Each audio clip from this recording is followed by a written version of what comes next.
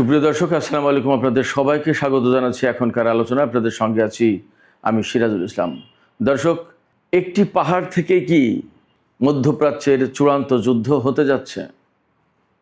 মার্কিন president Donald Trump ঘোষণা করেছেন তারা খুব শিগগিরই ইরানের পিক এক্স পাহাড়ে হামলা করবে এবং সেই হামলায় জড়িয়ে যেতে পারে ইসরায়েল।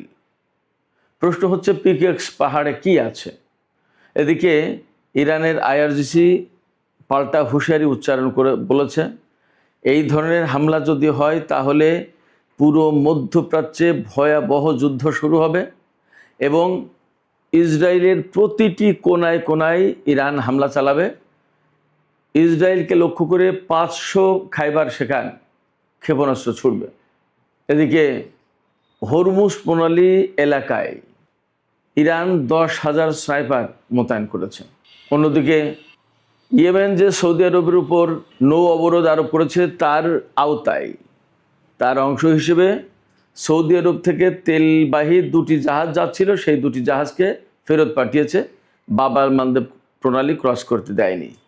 এছাড়া আরও 6টি জাহাজ সৌদি আরবের তেল আনার জন্য যাচ্ছিল, তাদেরকেও প্রবেশ করতে দেয়া হয়নি। এই পরিস্থিতিতে আন্তর্জাতিক বাজারে তেলের দাম আরও বেড়েছে এবং বর্তমানে কিছুক্ষণ আগের খবর, আন্তর্জাতিক বাজারে ব্রেন্ট ক্রুড অয়েল প্রতি ব্যারেলের দাম $94.72 পৌঁছেছে। গতকাল যা ছিল তার চেয়েও বেড়ে গেছে। আর ওয়েস্ট টেক্সাস ইন্টারমিডিয়েট যেটা, তার দাম বর্তমানে $87.78 প্রতি ব্যারেল তেলের দাম। এই পরিস্থিতিতে একদিকে যেমন বিশ্ব অর্থনীতি এবং তেলের বাজার মারাত্মক রকমের অস্থিতিশীল হয়ে পড়েছে, তেমনি মার্কিন প্রেসিডেন্ট ডোনাল্ড ট্রাম্পের পিক এক্স পাহাড়ে হামলার ঘোষণা এবং তাতে ইসরায়েলের জড়িয়ে যাওয়া আর ইরানের পাল্টা হুঁশিয়ারি, এতে আরও ভয়াবহ উদ্বেগ, অস্থিতিশীলতা এবং বড় রকমের যুদ্ধের ঝুঁকি তৈরি করেছে। আসলে পরিস্থিতি যাচ্ছে কোথায়? ইরান, আমেরিকা এবং ইসরায়েলের মধ্যকার এই সংকট আসলে বিশ্বকে কোথায় নিয়ে ঠেকাবে এবং এর শেষ পরিণতি কোথায়? সুপ্রিয় দর্শক, আমরা এই সমস্ত বিষয় নিয়ে আজকের ভিডিওতে বিস্তারিত আলোচনা করব। আশা করি আপনারা শেষ পর্যন্ত সঙ্গে থাকবেন। আর ভিডিও ভালো লাগলে লাইক, কমেন্ট, শেয়ার করবেন এবং চ্যানেলটি সাবস্ক্রাইব করে সাথেই থাকবেন। দর্শক, চলুন প্রথমেই পিক এক্স পাহাড়ে মার্কিন প্রেসিডেন্ট যে হামলার হুঁশিয়ারি দিয়েছেন, কেন এই হুঁশিয়ারি দিলেন, পিক এক্স পাহাড়টা কি আছে সেখানে এবং সেখানে কেন ইসরায়েল জড়িয়ে যেতে চায়, আর ইরান বা এত ভয়াবহ যুদ্ধের অর্থাৎ পাল্টা হামলার, পাল্টা যুদ্ধের কেন হুঁশিয়ারি দিচ্ছে? পিক এক্স পাহাড়টা হচ্ছে ইরানের মধ্যাঞ্চলে যে নাতানজ পরমাণু কেন্দ্র, যেটা ইস্পাহানে, সেই পরমাণু কেন্দ্রের কয়েক মাইলের ভেতরেই এই পিক এক্স পাহাড় অবস্থিত। সেখানে আমেরিকা, ইসরায়েল তারা বলছে ইরানের নতুন পরমাণু ঘাঁটি আছে, পরমাণু স্থাপনা আছে। সেই পরমাণু স্থাপনায় ইরান গোপনে হাজার হাজার নতুন সেন্ট্রিফিউজ স্থাপন করেছে এবং আগে ফোর্দো, নাতানজ সহ যে 3টি পরমাণু স্থাপনা হামলা চালিয়েছিল, সেই জায়গা থেকে সমৃদ্ধ ইউরেনিয়াম, ইরানের হাতে যে 1000 পাউন্ড বা 450 কেজি মতো সমৃদ্ধ ইউরেনিয়াম, 60 মাত্রার ইউরেনিয়াম আছে, সেই ইউরেনিয়াম এই পিক এক্স পাহাড়ে নাকি আনা হয়েছে। এটা দাবি ইসরায়েলের। এই দাবি, এই তথ্য আমেরিকাকে জানিয়েছে। এখন ডোনাল্ড ট্রাম্প সেই তথ্য অনুযায়ী নতুন করে হামলা চালাবে পিক এক্স পাহাড়ে, ইরানের পরমাণু কেন্দ্রে। আন্তর্জাতিক বা পশ্চিমা রিপোর্টগুলো বলছে যে এই পিক এক্স পাহাড়ে যে পরমাণু স্থাপনা ইরান তৈরি করেছে তা এখনও পুরোপুরি চালু হয়নি, নির্মাণাধীন। কিন্তু আমেরিকা, ইসরায়েল আগে এটা শেষ করে দিতে চায় এবং এখানে রাখা আছে ওই সমৃদ্ধ ইউরেনিয়াম। তবে পশ্চিমা গবেষকরা বা বিশ্লেষকরা বলছে যে পিক এক্স পাহাড়ে ইরান যে পরমাণু স্থাপনা তৈরি করেছে তা ধ্বংস করা মোটামুটিভাবে কোনোভাবেই সম্ভব না। তার কারণ হচ্ছে এটা অত্যন্ত পাহাড়ি এলাকায় অবস্থিত, প্রথম কথা। দ্বিতীয় কথা হচ্ছে যে এই মূল স্থাপনা বা মূল কেন্দ্র যেটা, সেটা পাহাড়ের অনেক বেশি গভীরে, এবং তার দরজাগুলো যে প্রবেশ পথ সেগুলো এমনভাবে তৈরি করা হয়েছে যা এই বাংকার বাস্টার বোমা দিয়েও ধ্বংস করা যাবে না, এমনভাবেই তৈরি করা হয়েছে। কারণ ইরানের বিভিন্ন সময়কার অভিজ্ঞতার আলোকে নতুন করে এই পিকেক্স পাহাড়ের পরমাণু স্থাপনা তৈরি করা হচ্ছে, এবং এটা ওই রকমের শক্তিশালী প্রতিরক্ষামূলক ব্যবস্থা এখানে আছে, যার কারণে এটা সহজে ধ্বংস করা যাবে না। বিমান হামলা দিয়ে মূল কেন্দ্র ধ্বংস করা যাবে না।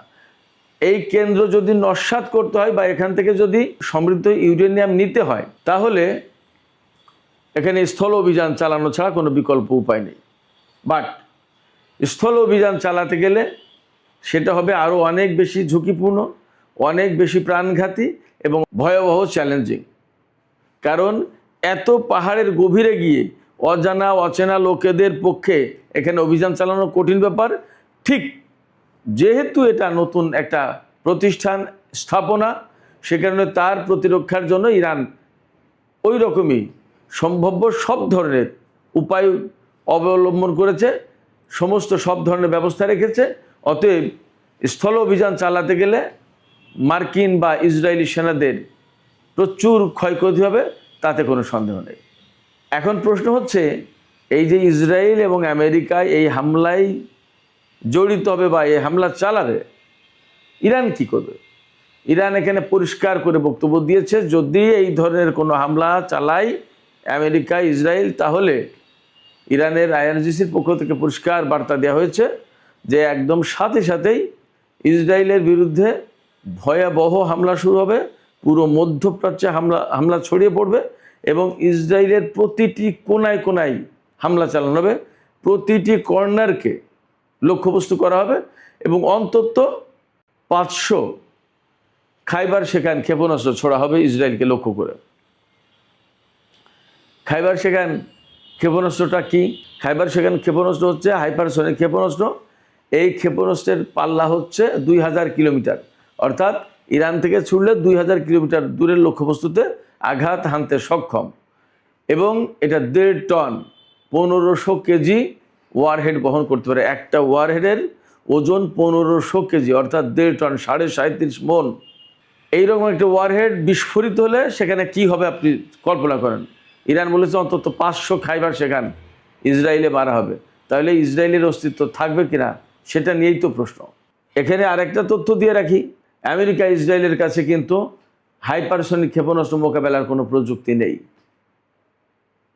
ফলে পিকেক্স মাউন্টেইনে বা এই পাহাড়ে আমেরিকা ইসরায়েল হামলা চালাবে কি চালাবে না তার হিসাব নিকাশ তারা করুক, সেই সিদ্ধান্ত তারা নিক। ইরান তার বক্তব্য কিন্তু পরিষ্কার করে দিয়েছে। অবশ্য মার্কিন প্রেসিডেন্ট ডোনাল্ড ট্রাম্প এর আগেও বলেছিলেন যে আমরা হামলা চালাতে পারি ইরানের পরমাণু স্থাপনা আবারও, কিন্তু তিনি তা করেননি। দেখা যাক এবার কী হয়। তবে ইরান এবার ব্যাপক মাত্রায় প্রস্তুত। তার বড় কারণ হচ্ছে আমরা গত কয়েকদিনের ইরানের হামলা যে ধরন দেখছি, তাতে ইরান যা করেছে, মেইনলি মধ্যপ্রাচ্যের যত দেশে মার্কিন ঘাঁটি আছে তার প্রত্যেকটা ঘাঁটিতে ব্যাপকভাবে, আমি গতকালকেও বলেছি আজকেও বলি, radar system, early warning system, electronic warfare system, তারপরে যে সমস্ত গোয়েন্দা বিমান বা কমান্ড অ্যান্ড কন্ট্রোল সেন্টার হিসেবে কাজ করে যে সমস্ত বিমান, সেগুলোর উপর হামলা চালিয়েছে। KC-135, KC-17, KC-46 এই ধরনের রিফুয়েলিং ট্যাঙ্কার বিমান বা পরিবহন বিমান, এগুলোর উপর হামলা চালিয়েছে। প্রচুর পরিমাণে ড্রোন ক্ষতিগ্রস্ত হয়েছে, বিমানের হ্যাঙ্গারে হামলা চালিয়েছে। একটা F-15 জঙ্গি বিমান ধ্বংস হয়েছে, কয়েকটা F-35 বা F-16 এই সমস্ত বিমান ধ্বংস হয়েছে। বেশ কিছু সেনা নিহত হয়েছে। আমরা সবাই জানি সেই সেনাদের লাশ গতকাল আমেরিকা পৌঁছেছে, সেই লাশ রিসিভ করেছে মার্কিন প্রেসিডেন্ট ডোনাল্ড ট্রাম্প। এরপরে AP বার্তা সংস্থা AP, অ্যাসোসিয়েটেড প্রেস, এই অ্যাসোসিয়েটেড প্রেস খবর দিচ্ছে যে ইরানের হামলায় অন্তত 500 সেনা আহত হয়েছে। নিহতর কথা বলছে না। 500 সেনা যদি আহত হয় তাহলে নিহত কতগুলো হতে পারে মোটামুটি একটা কল্পনা করা যেতে পারে। তার মানে ইরান কিন্তু যথেষ্ট প্রতিরোধমূলক হামলা চালাচ্ছে এবং অ্যাগ্রেসিভ হামলা চালাচ্ছে, ডিফেন্সিভ না। এখন ইরান অনেকটা অফেন্সিভ। তো যে কথা বলছিলাম, মধ্যপ্রাচ্যের এই যে সিস্টেম, রেডার ম্যাডার, এই সমস্ত যা সিস্টেম, এইগুলো ধ্বংস করে দিয়ে আমেরিকাকে প্রকৃতপক্ষে কানা করে দিচ্ছে, অন্ধ করে দিচ্ছে। আমেরিকা তার প্রতিরক্ষা ব্যবস্থা ঠিক রাখতে পারছে না।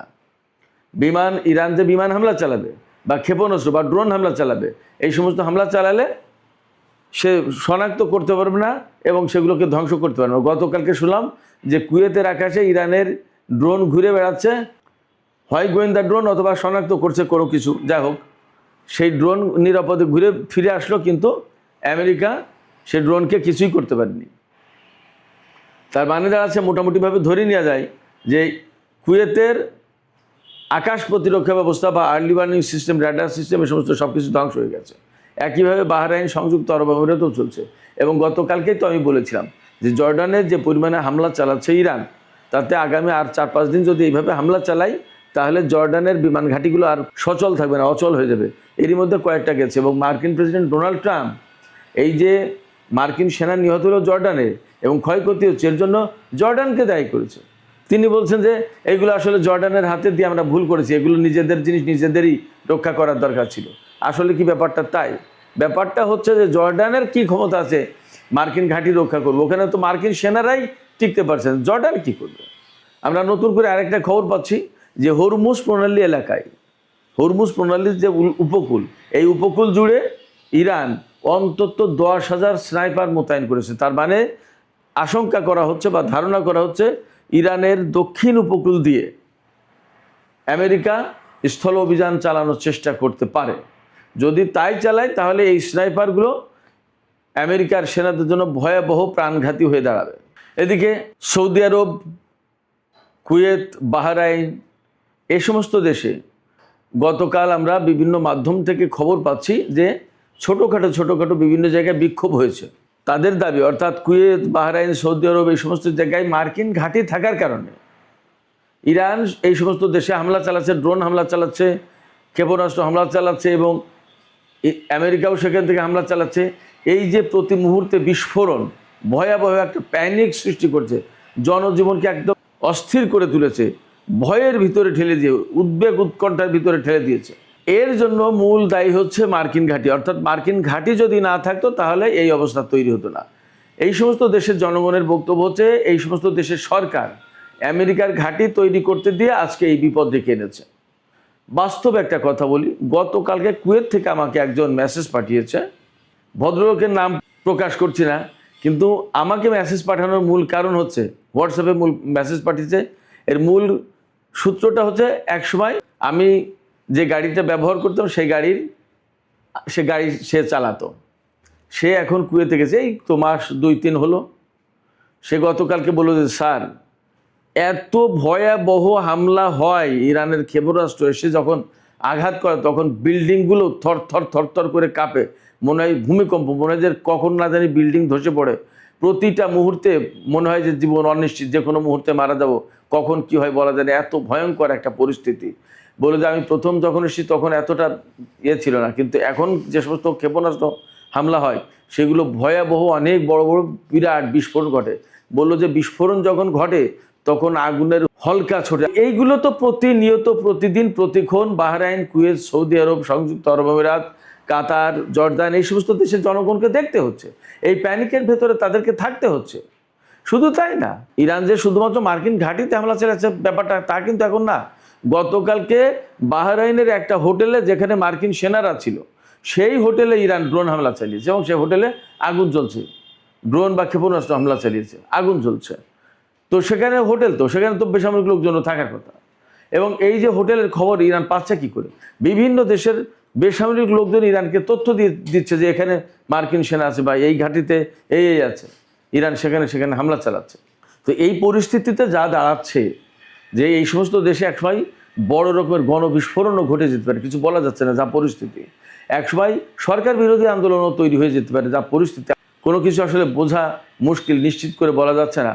তবে যা পরিস্থিতি, তাতে তো এই সমস্ত দেশের মানুষ বিক্ষুব্ধ হয়ে উঠছে যে আমেরিকার ঘাঁটির কারণে কেন আজকে আমাদেরকে এত দুর্ভোগের ভেতরে থাকতে হবে। যা হোক দর্শক, মধ্যপ্রাচ্যের এই পরিস্থিতি নিয়ে আমি যে আলোকপাত করলাম, তার পাশাপাশি আরও কিছু গুরুত্বপূর্ণ খবর আছে। যেমন ইয়েমেনের হুতিরা সৌদি আরবের উপরে নৌ অবরোধ আরোপ করেছে, অর্থাৎ বাব আল মানদেব প্রণালী বা সমুদ্র ব্যবহার করে সৌদি আরব কোনো তেল বা পণ্য রপ্তানি করতে পারবে না, কিংবা কোনো দেশের জাহাজ বাব আল মানদেব প্রণালী পার হয়ে সৌদি আরবে যেতে পারবে না। তো এর আওতায় গতকালকে অন্তত 2টো জাহাজ যারা সৌদি আরব থেকে তেল নিয়ে বাব আল মানদেব প্রণালী পার হতে চাচ্ছিল তাদেরকে পার হতে দেয়নি, তাদেরকে হুতি সমর্থিত সেনাবাহিনী ফিরিয়ে দিয়েছে। আবার বাব আল মানদেব প্রণালীতে বাইরে থেকে প্রবেশ করতে চাচ্ছিল যারা সৌদি আরবে তেল আনতে যাচ্ছিল, এরকম 6টি জাহাজ ফেরত দিয়েছে হুতিরা। বাব আল মানদেব প্রণালীতে ঢুকতে দেয়নি, তাদেরকে সরিয়ে দিয়েছে। এবং হরমুজ প্রণালীতে তো কঠিন অবস্থা, সেখানে পাল্টা হামলা ঘটনা চলছে। গত রাতেও আমেরিকা ইরানের বিভিন্ন জায়গায় হামলা চালিয়েছে, এমনকি তেহরানের উপর হামলা চালানোর চেষ্টা করেছিল, সেখানে আকাশ প্রতিরক্ষা ব্যবস্থা অ্যাক্টিভেট করেছিল। এবং ইরানের উত্তরাঞ্চলেও নাকি হামলা হয়েছে, বিশেষ করে তাবরিজে, উরুমিয়া, এই সমস্ত এলাকায়। এর জবাবে ইরান কুয়েত, বাহরাইন এবং জর্দানে হামলা চালিয়েছে। তার মানে পরিস্থিতি যথেষ্ট নাজুক এবং হরমুজ প্রণালীতে পরিস্থিতি মোটেই উন্নতি হয়নি, বরং অবনতি হয়েছে। কোনো মতেই আমেরিকা হরমুজ প্রণালীকে মুক্ত করতে পারছে না।